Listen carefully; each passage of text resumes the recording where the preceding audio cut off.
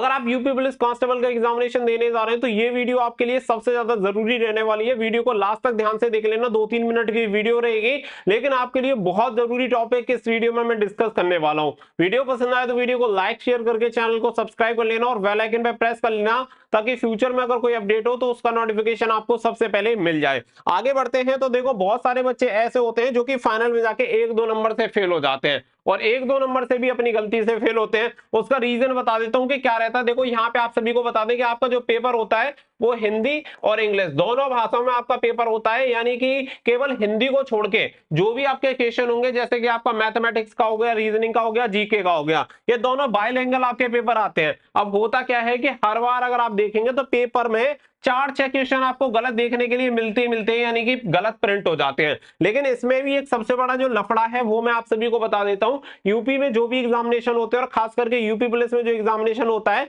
उसमें सबसे ज्यादा मेजोरिटी जो बच्चे होते हैं वो हिंदी में ही अपना पेपर चेक करते हैं, यानी उन्हें इंग्लिश की भाषा से कोई लेना देना नहीं है। लेकिन होता क्या है कि अगर मान के चलो कोई क्वेश्चन नंबर 21 है, वो जीके का क्वेश्चन, और जीके का क्वेश्चन वहां पे जो लिखा हुआ है हिंदी में वो गलत लिखा हुआ है, उसके ऑप्शन के अकॉर्डिंग वो गलत है और उसका सही आंसर नहीं हो सकता, तो बच्चा क्या करेगा, उसमें कोई भी ऑप्शन टिक कर देगा। जबकि आपको ऐसा बिल्कुल नहीं करना है। अगर आपको ऐसा लग रहा है कि कोई भी क्वेश्चन, भले वो जीके का हो, चाहे आपका मैथमेटिक्स का हो या फिर रीजनिंग का हो, अगर आपको ऐसा लग रहा है कि हिंदी भाषा में लिखा हुआ जो प्रश्न है वो गलत दिख रहा है, तो ऐसी कंडीशन में आपको एक काम करना है कि आपको इंग्लिश वाला क्वेश्चन जरूर देखना है, यानी कि सेम क्वेश्चन को आप इंग्लिश भाषा में जरूर पढ़ लेना। कि अगर मान के चलो अगर आपका हिंदी में गलत लिखा हुआ है और इंग्लिश में सही लिखा हुआ है तो उस क्वेश्चन को सही माना जाएगा, ना कि गलत। आप अगर 1 नंबर से छूटे या फिर आधे नंबर से, चाहे आप उसे हाई कोर्ट में चैलेंज करें या कहीं पे, उसे सही माना जाएगा। क्योंकि आप देखेंगे तो आपके एडमिट कार्ड में भी ये इंस्ट्रक्शन शायद दे रखा होगा,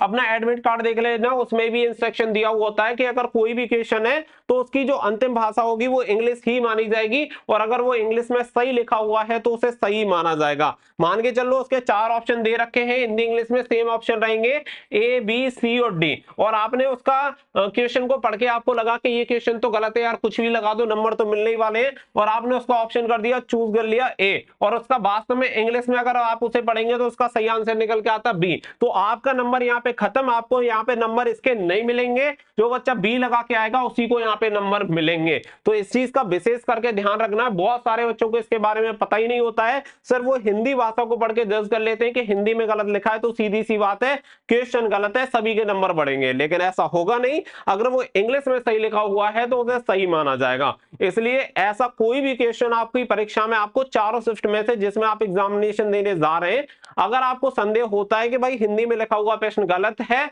तो आपका ये काम है कि आप उसे इंग्लिश में पढ़ लेना। हो सकता है कि आपको इंग्लिश में समझ में आ जाए और आप उसका सही आंसर करके आ जाएं, क्योंकि अभी आपको हो सकता है 1-2 नंबर या 4 नंबर की कोई वैल्यू ना दिख रही हो, लेकिन फाइनल में पहुंचते पहुंचते 1-2 नंबर की भी बहुत ज्यादा वैल्यू होती है। और जो बच्चे पॉइंट से निकल जाते हैं उनके लिए लाइफ टाइम ये सारे रिग्रेट रहते हैं कि भाई अगर हम ऐसी गलती ना करते तो शायद हम फेल ना होते, क्योंकि एग्जामिनेशन में आपका हर एक नंबर, हर एक पॉइंट आपके लिए बहुत ज्यादा वही मैटर करेगा, क्योंकि उन्हीं से आपका सिलेक्शन रुक जाता है। तो फाइनली हर कंडीशन में आपको सिर्फ इस बात पर फोकस करना है कि अपनी गलती की वजह से सिलेक्शन ना रुके। आप सभी को आपके एग्जामिनेशन के लिए very best of luck. Tension free होकर अपने एग्जामिनेशन देना, क्योंकि जितना प्रेशर लोगे एग्जाम में उतनी ज्यादा गलती होने के चांसेस भी आपके रहेंगे। तो प्रेशर नेसेसरी वहां पे लेना नहीं है, एकदम फ्री माइंड से अपना पेपर देना, और ईश्वर करेगा तो आपका पेपर अच्छा जाएगा और इस बार आपका सिलेक्शन भी यूपी पुलिस कांस्टेबल में हो जाएगा। ये महत्वपूर्ण टॉपिक था आप सभी के लिए, क्योंकि बहुत सारे बच्चों को नहीं पता होता है, इसीलिए मैं आप सभी को ये क्लियर कर दिया है।